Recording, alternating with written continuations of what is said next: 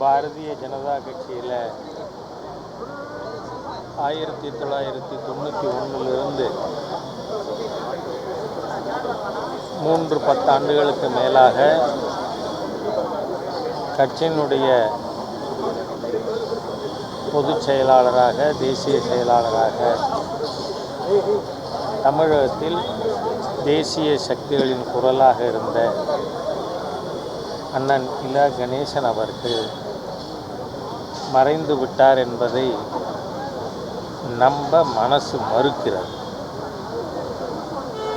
1975 50 ஆண்டுகளுக்கு மேலாக அவரோடு RSSிலும் பிறகு பாரதிய ஜனதா கட்சியிலும் இணைந்து பணியாற்றி இருக்கிறேன். பர்சனலி ஒரு அரசியல் வழிகாட்டியாக நல்லது கெட்டது எல்லாவற்றிலும் என்னோடு பயணித்த அண்ணன் கணேசன் அவர்கள் இப்பொழுது இல்லை என்று ஏற்க முடியவில்லை. அவர்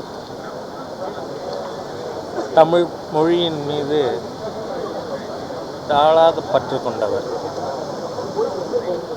தேசிய சக்திகளுக்கு ஒரு உந்து சக்தியாக இருந்தவர்.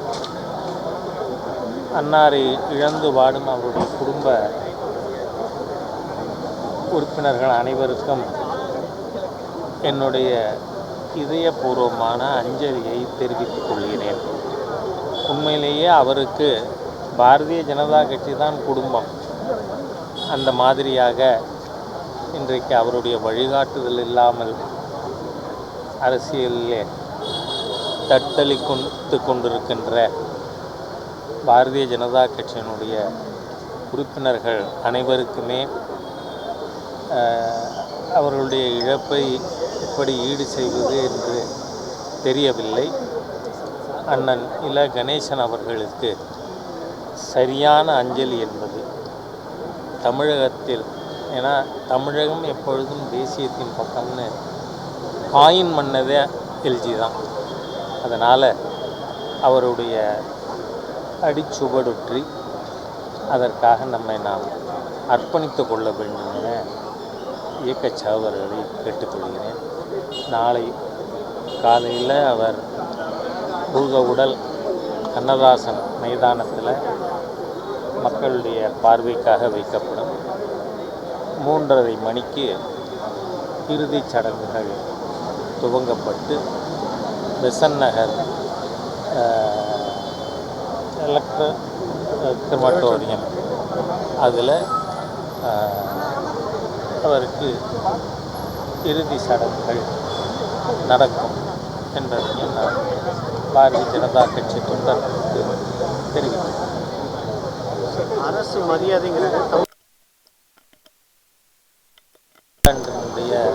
ஆளுநர். ஆகவே அரசு மரியாதைன்னா நாகாலாந்து கவர்மெண்ட் தான். தமிழக அரசினுடைய ஒத்துழைப்பு மிக சிறப்பாக இருக்கிறது. அதிலும் ஹெல்த் மினிஸ்டர் மா. சுப்பிரமணியம் அவர்கள் ஏற்பாடுகளை அவரே இருந்து டைரக்ஷன்ஸ்லாம் கொடுத்துருக்கார். மாண்புமிகு முதலமைச்சர் அவர்களும் உள்ளாட்சித்துறை அமைச்சர் அருமை நண்பர் KN நேரு அவர்களும் நேரடியாக வந்து அஞ்சலி செலுத்தியிருக்கிறார்கள். அதனால் ஸ்டேட் கவர்மெண்ட் சைடிலிருந்து எந்த குறையும் இல்லை. We have got fullest cooperation. Thank you.